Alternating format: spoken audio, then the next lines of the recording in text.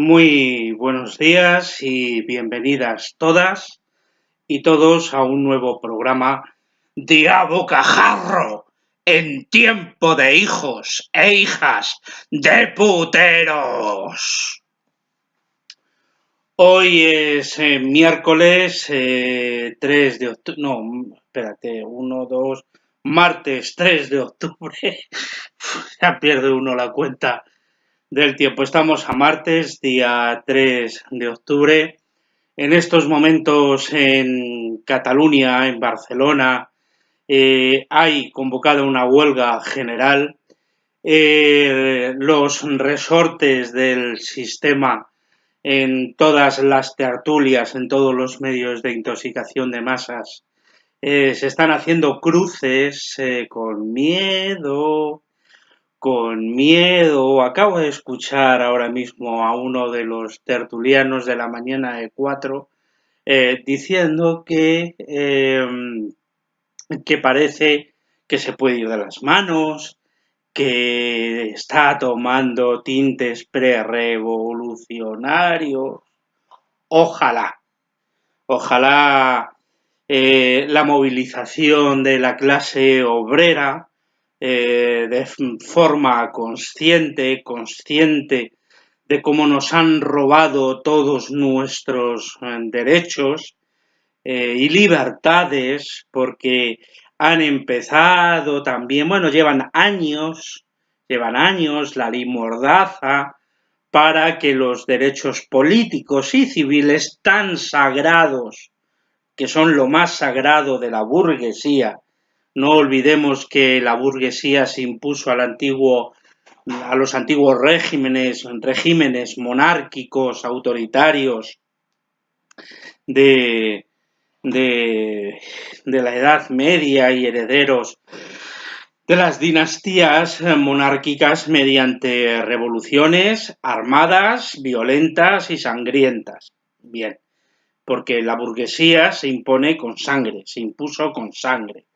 El liberalismo político, las ideologías liberales que están íntimamente fusionadas con el concepto de una sociedad capitalista, cuando el capitalismo triunfó como modelo social contra el antiguo régimen, los antiguos regímenes monárquicos, absolutistas, monarquías absolutistas, lo hicieron mediante revoluciones. 1789 marca un punto de revolución armada, así como las revoluciones de las colonias británicas en América del Norte.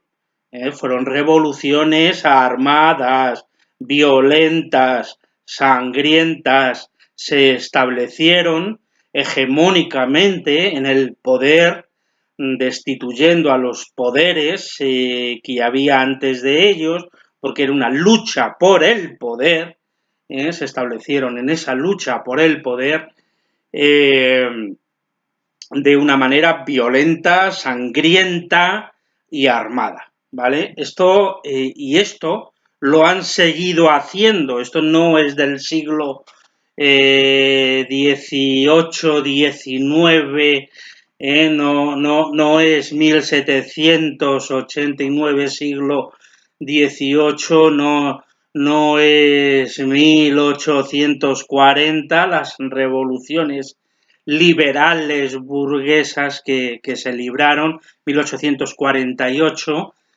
no son esas revoluciones que fueron burguesas y liberales y que se libraron violenta, sangrientamente, ¿vale?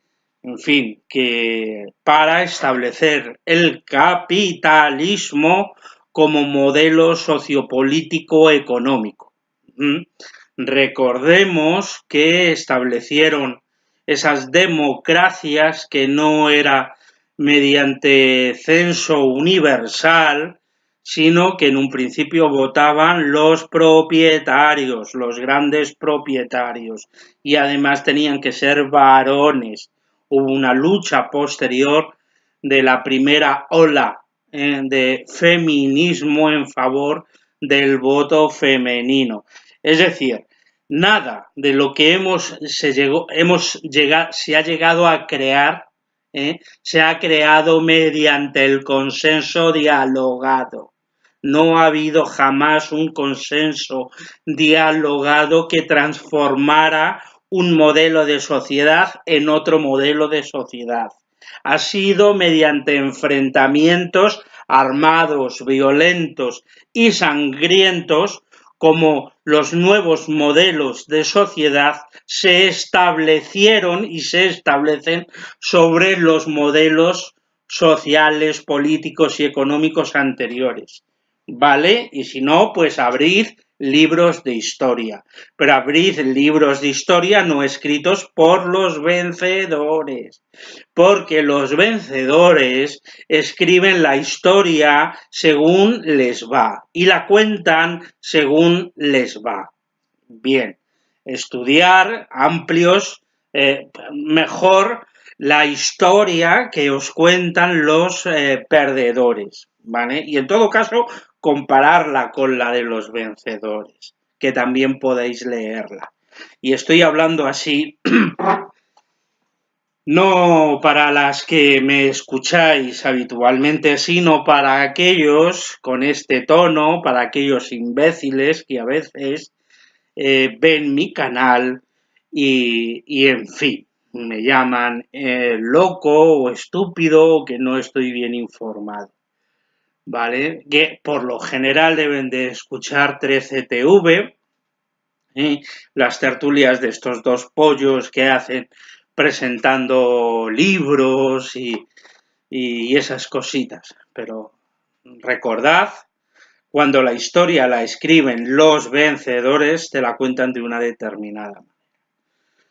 Y estos que han triunfado y que se han establecido no lo hicieron mediante consensos dialogados, no dialogaban con sus oponentes y se ponían de acuerdo, no.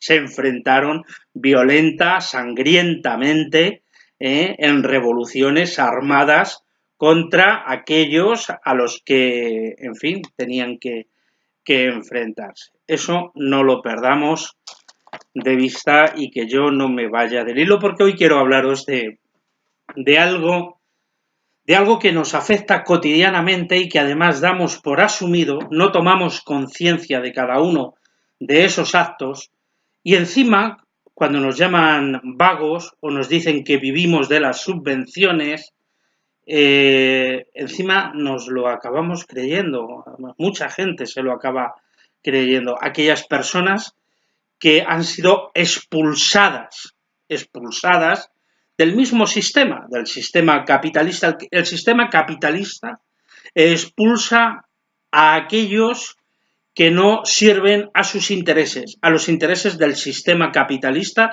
que es ni más ni menos, lo he explicado mil veces, lo sigo repitiendo, la acumulación privada y concentrada del capital.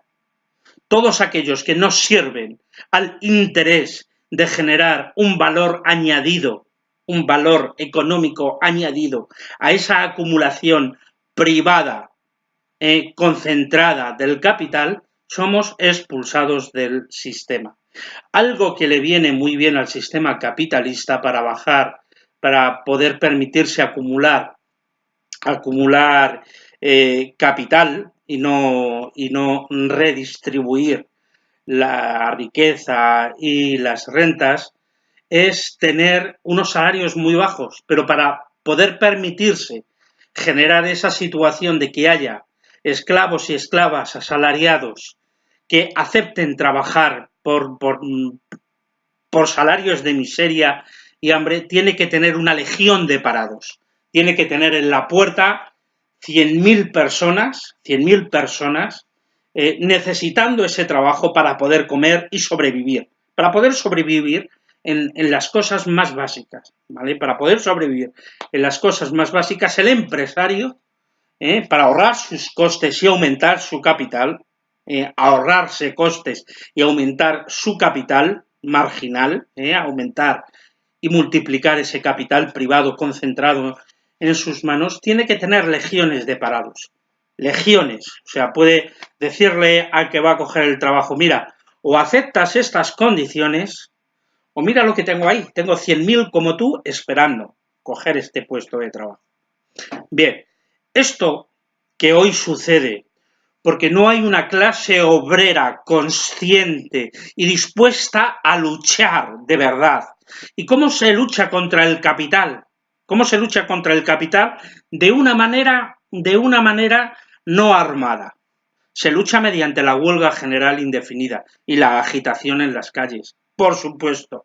Tomar las calles y la huelga general indefinida hace que el capital tiemble, porque el capital en ese momento no se reproduce, sino que tiene sus pérdidas, tiene pérdidas económicas. El capitalista tiene pérdidas económicas, económicas y además, si la masa social de trabajadores unida en un mismo objetivo de dignidad, lucha por sus derechos y por sus reivindicaciones, los capitalistas pueden ser completamente expulsados y arrojados al mar, perder el control sobre los bienes de producción, sobre toda la maquinaria de producción de bienes y servicios, que quedaría en manos de la propia clase trabajadora, que podría autogestionarse, autoorganizarse de una manera completamente eficaz y eficiente para producir los bienes y servicios necesarios para su vida sin la necesidad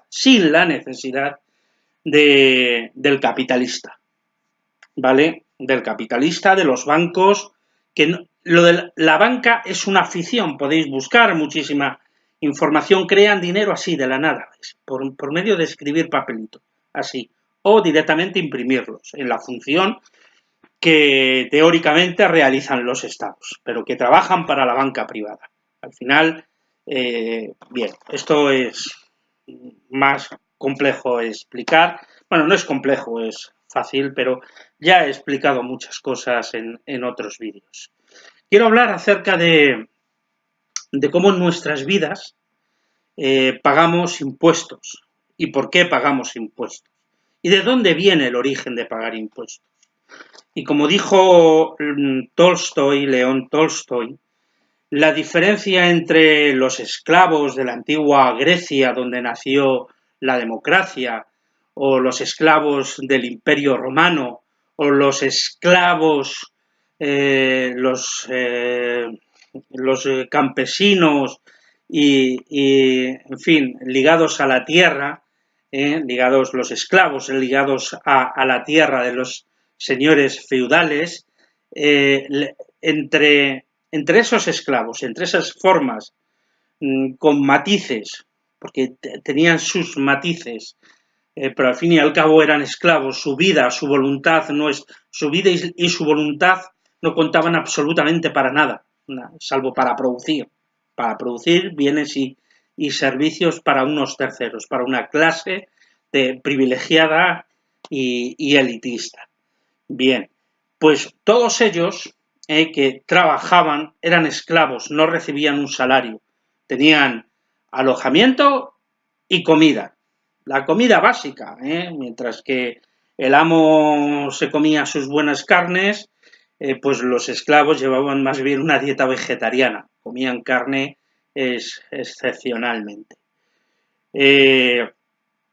La diferencia, lo que iba de León Tolstoy, la diferencia entre los esclavos de todo ese tiempo y la clase obrera trabajadora emancipada tras la caída del feudalismo, la clase convertida, los campesinos, en fin, las personas que vivían en los feudos, que no me sale ahora el nombre, pero tienen los lacayos, en fin, se emanciparon como clase, tenían la libertad de elegir por dónde moverse y dónde trabajar, sin disponer de medios propios para poder vivir. Entonces, dependían del salario del patrón. Bien, para poder pagarse ellos ahora casa, alimentación, comida, sanidad, educación, dependían del salario del patrón, pero seguían estando en una misma situación de dependencia, no de una autoorganización colectiva del trabajo de todas, para todas, al servicio de todas y todos, sino que dependían de una tercera voluntad, que les diera o les denegara trabajar y que marcaba el tipo de salarios que les pagaba, y esta clase burguesa que se emancipó del antiguo régimen, porque la pequeña burguesía, que fue creciendo, eran los que pagaban impuestos. Los nobles no pagaban impuestos. La clase noble no pagaba impuestos. Los que pagaban impuestos eran todos los que estaban por debajo. Todos. La pequeña burguesía creciente, los comerciantes pagaban impuestos, los campesinos, en fin, los artesanos, todos pagaban impuestos, menos la nobleza. Sus impuestos servían para sostener al noble y sus castillos, a los nobles y sus feudos. Esto se rompe con la emancipación de la burguesía mediante sus revoluciones burguesas, liberales, de concepción ideológica, y esta burguesía pasa a ejercer el poder, no sin acabar formando alianzas con la antigua clase gobernante. Y pasan a tomar los privilegios, pasan a ser el Estado, las nuevas concepciones del Estado-nación, de los Estados-nación, conforme al contrato social, a las constituciones, esa constitución como contrato social definidas por Rousseau y por Locke y por Hobbes y otros teóricos de la política, de la economía y de la organización social de los modernos estados-nación. Y ahora les jodía el tema de los impuestos. Claro, ellos habían pagado impuestos, tenían sus negocios, habían pasado a convertirse al mismo tiempo que en empresarios, en la clase empresarial y financiera de los banqueros, que también pagaban impuestos. La banca pagaba impuestos al rey y financiaba las campañas militares del rey, de los reyes. Y bueno, pues estos siempre en su ideología del capitalismo liberal, del libre mercado, que ha estado siempre como la base de su concepción, pues ya no veían la necesidad de tener que pagar impuestos al rey o autopagarse impuestos así. Los impuestos venían y se cobraban bien a los pequeños comerciantes, bien a los trabajadores, vía aquellas necesidades básicas que tenían que cubrir en su vida. Y eso sigue hasta nuestros días. Eso está asentado en nuestros días. Que los impuestos, que la mínima expresión del Estado, ¿cuál es la mínima expresión burocrática del Estado que se puede crear? Pues una policía y un ejército que les proteja de las clases trabajadoras explotadas y saqueadas en sus vidas, en su trabajo.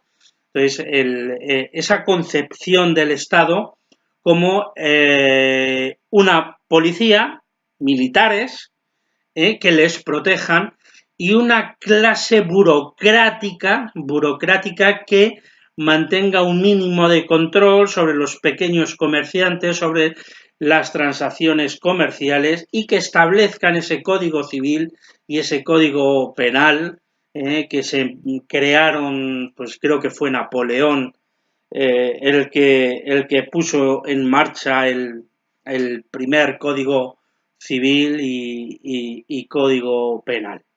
Creo, no, vamos, lo modernizó, para, de alguna manera, controlar la interrelación entre los comerciantes, los grandes comerciantes, y sobre todo por aquello del pez chico se come al grande, de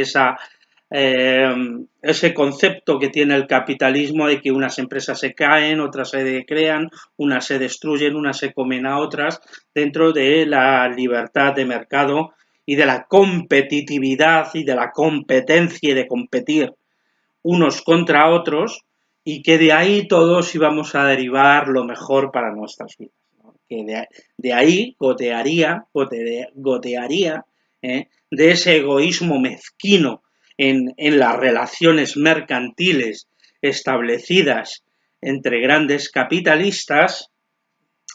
No voy a hablar de cómo se generó esos grandes capitales mediante el saqueo en las colonias, mediante la colonización de América Latina, de África, de Asia, de Oriente, Oriente, en fin, el medio y el de más allá. Porque fue mediante mucho chorrear sangre, mediante mucho robar, que la Europa colonial adquirió grandes capitales, los grandes financieros, banqueros y capitalistas.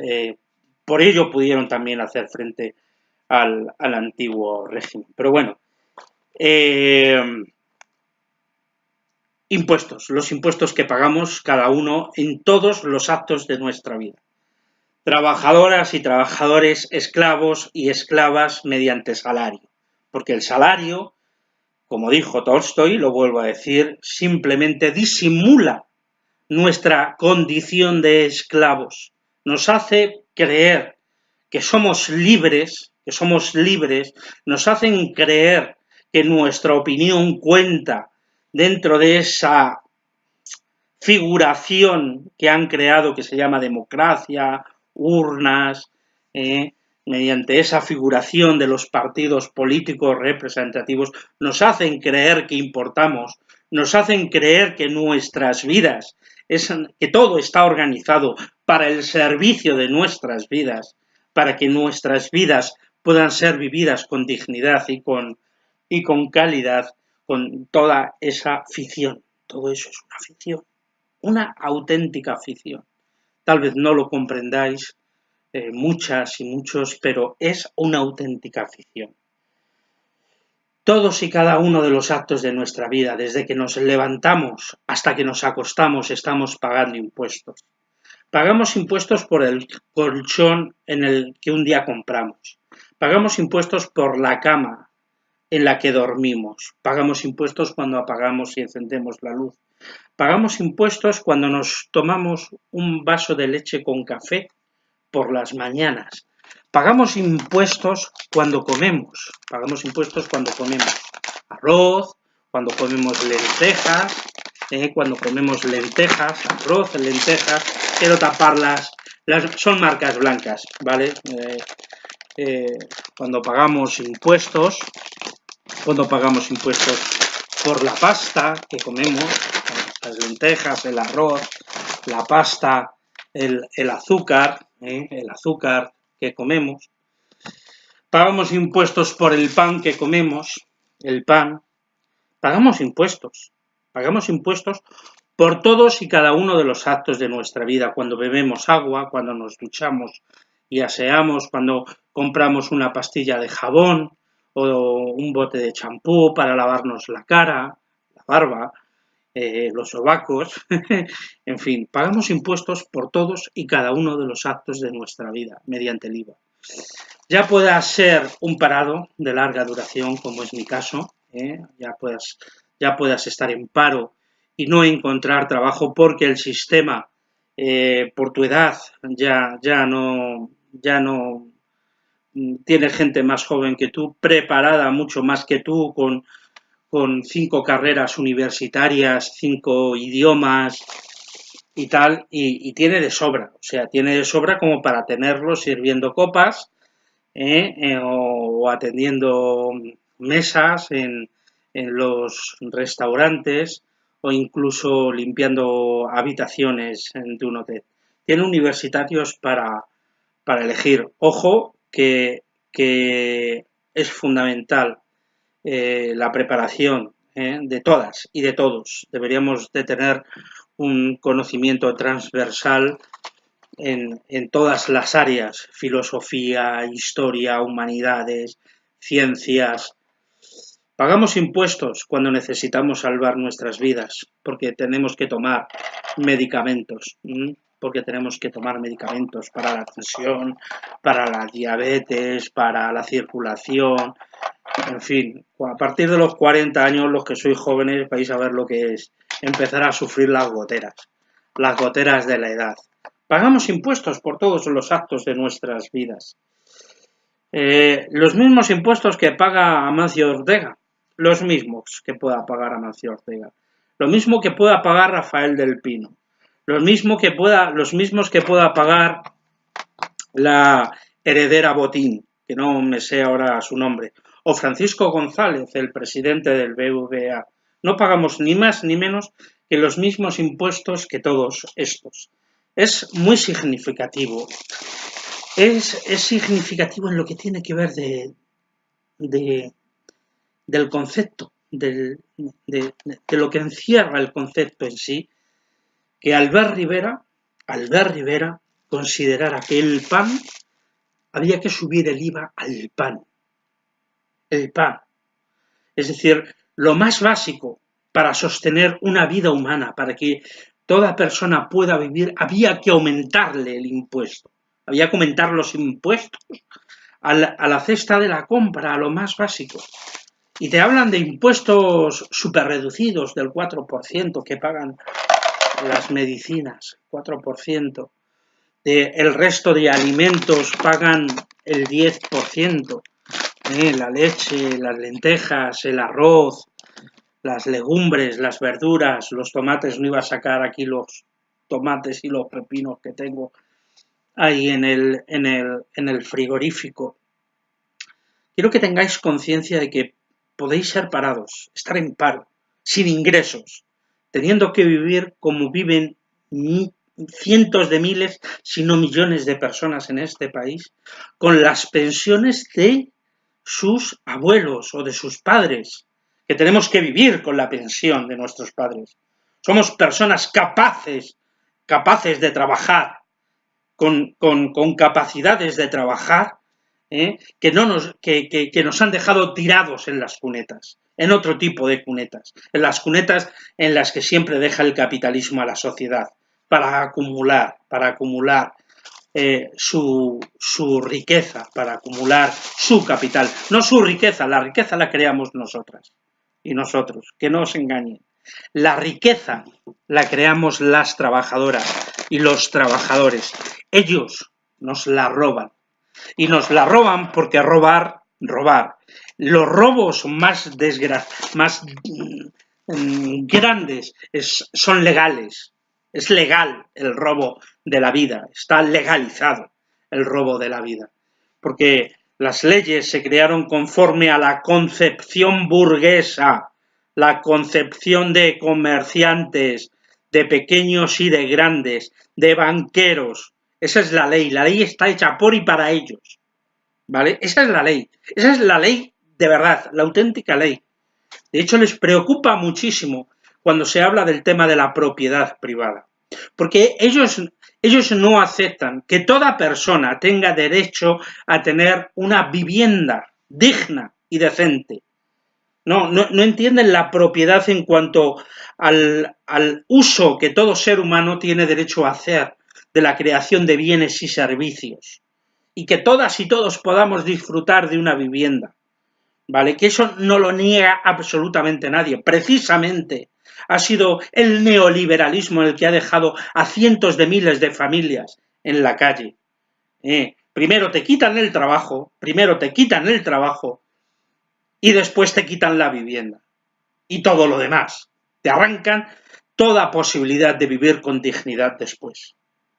Y eso es así, porque es así, eso sí que es lo que es, no otra cosa, que no os cuenten otra cosa. de clase trabajadora. Los que creamos los bienes, los servicios, con nuestro sudor, con nuestro trabajo. La clase trabajadora. ¿Qué somos en Europa? Somos esto. Somos personas a las que las leyes, las estrellitas, se nos han caído encima, porque no se ha creado una Europa para las posibilidades de vida digna de nuestras vidas. No se ha creado una Europa de los pueblos por y para los pueblos. Se ha creado una Europa para el capital, por y para el capital. Y como ya vimos, una Europa siguiendo los paradigmas, siguiendo los dogmas teológicos de los 10 mandamientos del consenso de Washington, de ese capitalismo extremo. Por eso, realmente, en Europa los seres humanos obramos. Estas estrellas no se han creado por y para nosotros, estamos prohibidos. Como están prohibiendo y cerrando las fronteras a miles de millones de personas que Europa durante siglos ha expoliado y saqueado, o directamente financiado y sostenido la guerra en sus países, Iros a los mapas, empezar a investigar las grandes multinacionales del petróleo, de la energía, de los minerales, de los recursos naturales, por ejemplo, ni más ni menos que la Patagonia. Empezar a investigar qué empresas multinacionales se han establecido en la Patagonia, o en el Amazonas, o en Brasil, echando a las gentes, a los nativos, a la gente nativa, a las personas que, los pueblos indígenas que viven en esas tierras, a sangre y fuego, matándolos y asesinándolos, para robar los recursos naturales que tienen, con los que luego mercadean y bueno, también nos servimos aquí en Occidente, a precio de sangre. Esta es la Europa auténtica. Este es el mundo occidental civilizado. Esto es lo que realmente la acumulación privada del capital. No es otra. Nuestras vidas no importan. Nos pueden reventar la vida, nos están reventando la vida. Esta es la importancia, lo que realmente predomina para este sistema, para las leyes, todas las leyes, toda la legalidad. El fin último de la legalidad, del imperio de la ley, es la acumulación, permitir la acumulación privada y concentrada del capital en muy pocas manos, Todos estos, pues ponerles rostros, ponerles nombres, porque tienen nombre propio. No son los hombres de negro, que sí, que también, pero no son solo esos agentes que van por los países recetando los recortes sociales, recetando la reestructuración, las reformas, como le llaman, reforma laboral, reformas. ¿Cuántas veces nos han dicho los señores de las estrellitas de Europa que hay que hacer muchas reformas? En España todavía no hemos terminado de hacer las reformas económicas que les vienen muy bien a ellos, a la banca privada internacional, porque para eso sirve, para eso están estos recetando reformas. Pero también les podemos poner la cara, Juan Carlos de Borbón, Felipe VI, ponerle la cara de Juan Carlos de Borbón y de Felipe VI, ponerle la cara de Felipe González, ponerle la cara de Rubalcaba, ponerles la cara de Pedro Sánchez, ponerles la cara de José María Aznar, la de Rajoy, la de Dolores de Cospedal, la de Zoido, ponerles la cara de la señora Botín, ponerles la cara de Francisco García, el presidente del BBVA, ponerle la cara del de Rafael del Pino, ponerles la cara de los miembros de los consejos de administración del IBEX 35. Ponerles la cara, podéis ponerles la cara y los nombres de todos ellos. Podéis ponérsela. Y aquí tenéis uno de los grandes artífices, el Fondo Monetario Internacional, deseando deseando ayudarnos. El Fondo Monetario Internacional, que junto con el Banco Mundial están muy preocupados e inquietos por nuestra calidad de vida. Pagamos impuestos, no importa que seas anciano y que tengas una pensión no contributiva como mi madre de 337 euros al mes, que seas un parado padre de familia que cobre 426 euros, eso sí, ahora te los doy, ahora te los quito, ahora te tiras un año sin poder cobrar, ahora te los doy, o que seas un parado sin hijos, como es mi caso, y que no tengo derecho a nada. Bueno, a irme al Ayuntamiento de Madrid y solicitar la renta mínima de inserción, trámite que tras más de año y medio, pues al final voy a hacer, porque, bueno, pues a veces vas repartiendo el trabajillo que haces y voy pidiendo ayuda a mi familia, a mi hermano, mis hermanos, para poder ir tirando cada mes. Pero mi caso no es el más. Yo tengo un techo donde refugiarme y unas redes sociales de amigos y familiares. Tengo una red de apoyo social, pero no se trata de eso. Yo no estoy en este mundo para ser una carga para mis hermanos ni nadie está en este mundo para ser. ¿Somos una sociedad civilizada o somos una sociedad de bárbaros? De verdad, como decía una imbécil de estas tertulianas, ¿la ley es civilización? Así, afirmar, ¿la ley es civilización? ¿O lo que tenemos son leyes de barbarie? Leyes que consagran la barbarie. Pensadlo, pensad cuál es la diferencia entre la civilización y la barbarie. Si nuestra sociedad que abandona y expulsa, si la sociedad capitalista que abandona, expulsa a cientos de miles, a millones de personas, dejándolas en la miseria y saqueando los recursos de otros pueblos, saqueando por la fuerza militar, por la fuerza armada, ya sean pagando a los propios estados, ya sea contratando mercenarios, en fin, si eso es civilización o es barbarie. Porque os voy a decir una cosa, las leyes formalmente son impecables. Te coges la Constitución, derecho al trabajo dignamente remunerado para poder vivir y sostener tus necesidades y las necesidades de tu familia.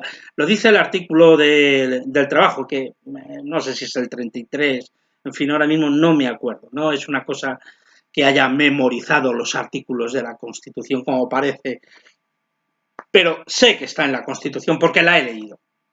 Y he leído que todos los españoles tienen derecho a una retribución suficiente y digna para poder vivir con dignidad y atender las necesidades de su familia. Es estas reformas del mercado laboral que han dinamitado los salarios y que la gente tiene que sobrevivir con 400 euros y con esta forma de trabajo que se ha establecido. Artículo sobre la vivienda. Todo español tiene derecho a una vivienda digna y los poderes públicos vigilarán que no se especule con el tema de la vivienda. Los poderes públicos vigilarán que no se especule, que esté accesible la vivienda, que no se vendan a fondos buitre, que una vivienda no pase de costar 10 hoy a 15 dentro de 2 años y a 35 dentro de 4 años. Que no se especule. ¿Sabéis cuántos de vuestros representantes públicos se han forrado precisamente participando y beneficiándose de la especulación de la vivienda? Y los partidos políticos. Los partidos políticos como institución y sus representantes, los que estaban ahí como individuos, se han forrado y han provocado la especulación de la vivienda. Y han hecho normas para especular con el suelo y con la vivienda. Entonces, formalmente las leyes, oye, son impecables, ¿eh? En muchos aspectos parece ser que las leyes son impecables, parece ser, pero se las meten por el forro de los huevos, en lo que tiene que ver, en todo lo que tiene que ver para nuestras vidas, para poder vivir con dignidad. Y sin embargo pagamos impuestos, yo pago impuestos, todos los días de mi vida, estoy pagando impuestos en cada uno de los actos, unas veces el 21%, otras veces el 10%, otras el 4%. Los mismos impuestos que pagan todos los hijos de puta, como Rafael del Pino, como los Botín, los Francisco González, los del IBEX 35, los mismos. Y sin embargo, la ideología de estos sinvergüenzas, como la ideología del Albert Rivera, que no engaña a nadie, quiero decir, aquí nadie está engañado.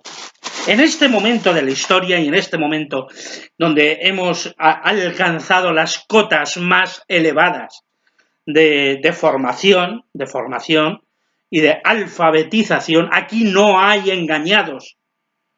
Aquí hay personas que no les salen los cojones ver, que miran para otro lado, que prefieren mirar para otro lado y que a mí no me toque. No me importa lo que esté pasando allí, no me importa lo que estén sufriendo ahí, no me importa lo que pasa, que a mí no me toque. Pero aquí no hay engañados, aquí no hay errores de me equivoqué, porque uno puede prever cuáles son las consecuencias de determinadas decisiones y acciones. Uno las prevé.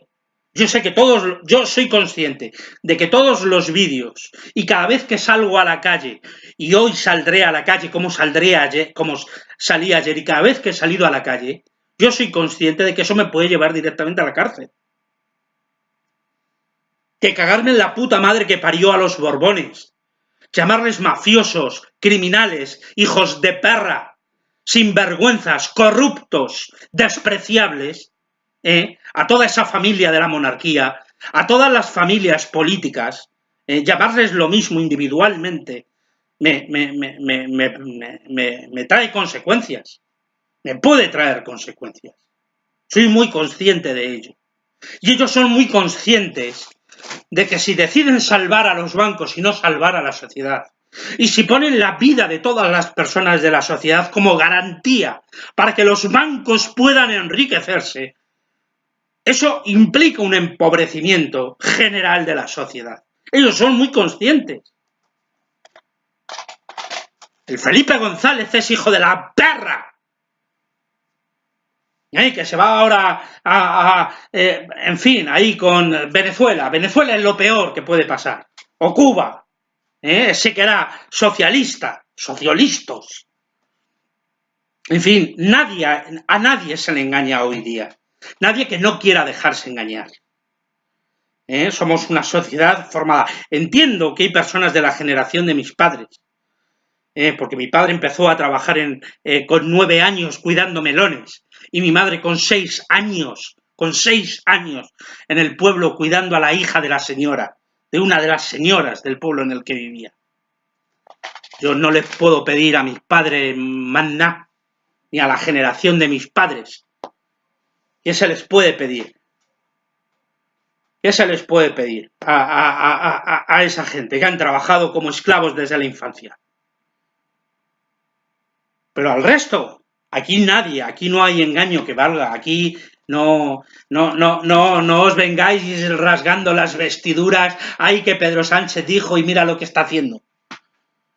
Ay que Felipe González dijo y mira lo que está haciendo. No os rasguéis las vestiduras. Ay que mira el Coletas lo que dijo y mira ahora por dónde sale.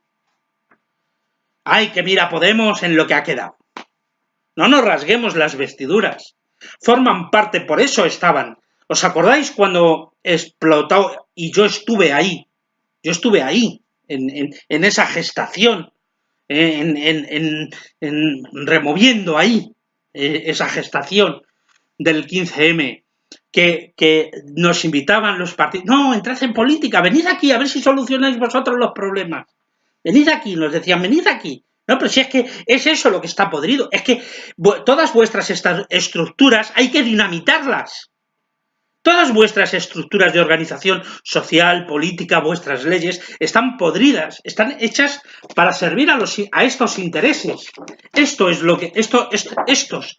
son los intereses, estos son los intereses. Este es el verdadero interés, están para esto. Están para esto. ¿Qué cojones? Y lo que hay es que dinamitar todas vuestras estructuras políticas, vuestra democracia representativa, vuestras urnas cada 4 años, todo eso hay que dinamitarlo para crear una sociedad realmente que esté al servicio, vuestros bancos, las empresas, todas las empresas que privatizasteis, expropiarlas como pueblo, expropiarlas como sociedad, porque nos habéis robado hasta la última gota de nuestra sangre. Toda la riqueza pública que habéis expropiado, simplemente la volvemos a coger porque es nuestra, porque debe estar al servicio de nuestra vida. ¿Por cuánto pagó el Banco Santander? ¿A qué pagó por el Banco Popular? ¿1 euro? Pues eso es lo que vale. Eso es lo que vale, 1 euro. Tomad, 1 euro. Os la repartís entre el Consejo de Administración y todos los accionistas. Pero esto es de nuestra propiedad.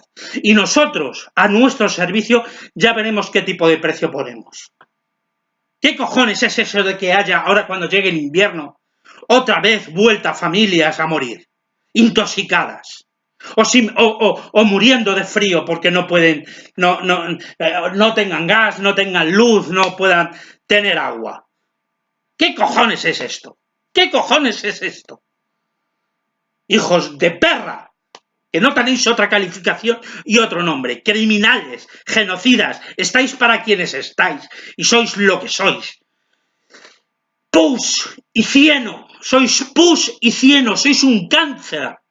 Sois un cáncer terminal para la vida, para nuestras vidas. Sois un cáncer que se ha metido en nuestras vidas y nos está comiendo desde dentro. Eso es lo que sois. Pedro Sánchez, Mariano Rajoy, Francisco González, Rafael del Pino. Eso es lo que sois, un cáncer para nuestras vidas. Banqueros del mundo no sois nada más que un cáncer para nuestras vidas. Multinacionales del mundo no sois nada más que un cáncer para nuestras vidas. Y hay que dinamitar ese cáncer. Hay que cortarlo por completo para salvar nuestras vidas. Porque son nuestras vidas. Son nuestras vidas. Tenemos que eliminaros como un cáncer. Esta tarde, hoy, en la Puerta del Sol, hay una concentración en apoyo a la huelga política. Sí, es una huelga política. Y todo es político. Lo personal es político. Que yo pueda comer es político. Que yo pueda tener luz es político. Es político. La vida es política. La vida es política. Cada acto de nuestras vidas es un acto de política. Es un acto de vivir en sociedad. Pero de vivir en sociedad para nuestras vidas. No para que 4 hijos de la gran puta se enriquezcan a costa de nuestras vidas, al mismo tiempo que nuestras vidas se degradan. Es política. Claro que sí es política. La sanidad es política. Todo es política. Lo personal es política. La agresión de un hombre hacia su pareja es política. Lo personal es político. Todo lo personal es político. La vida es política. Hijos de perra, que nos habéis contado un cuento, muchos cuentos, no uno, muchos cuentos. Vosotros y vuestros tertulianos, los medios de comunicación que están en vuestras manos. Intoxicáis la mente de miles de personas, de millones de personas. Es política, es vida. La política es vida. La vida es política.